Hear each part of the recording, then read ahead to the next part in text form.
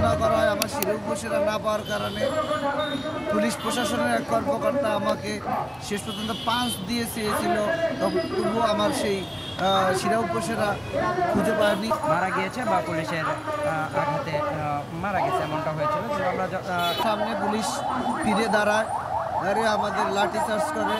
আমরা কোনো কিছু করি না, তাদের সাথে কোনো খারাপ আচরণ করি না। আমাদের কাছে কোনো অস্ত্র কিছুই নেই, কিন্তু পরবর্তীতে লাঠিচার্জের পরে আমাদের জল কামান নিক্ষেপ করে আমাদের উপর।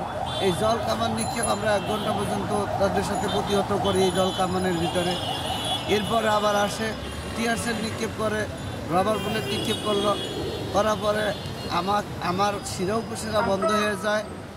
ওই জল কামানের সাথে যুদ্ধ করার পরে তখন আমাকে এক পর্যায়ে মৃত ঘোষণা করা হয় আমার শিরা উপসেরা না পাওয়ার কারণে পুলিশ প্রশাসনের এক কর্মকর্তা আমাকে শেষ পর্যন্ত 5 দিয়ে চেয়েছিল, তবুও আমার সেই শিরা উপসেরা খুঁজে পায়নি। অবশেষে তখন তিনি আমাদেরকে হাসপাতালে রেফার করেন, ঢাকা মেডিকেল কলেজ হাসপাতালে।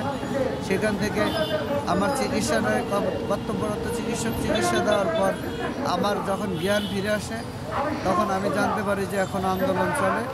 আমি অসুস্থ শরীর নিয়ে আমি কইছি যে যখন আমি মোটামুটিভাবে চেঞ্জ ফিরে আসছে, আমি চিকিৎসা নিলে আমি সেখানে শুয়ে চিকিৎসা নেব। আমি আমার আন্দোলনে যাবো, দাবি আদায় না হওয়া পর্যন্ত আমি মাটি থাকবো, চিকিৎসা প্রয়োজন মোতাবেক সেখানেই নেব। এখন পর্যন্ত আমি মোটামুটি সুস্থতার দিকে থাকলেও পরিপূরকভাবে সুস্থ নয়, এখনও আমি চিকিৎসাধীন অবস্থায় রয়েছি।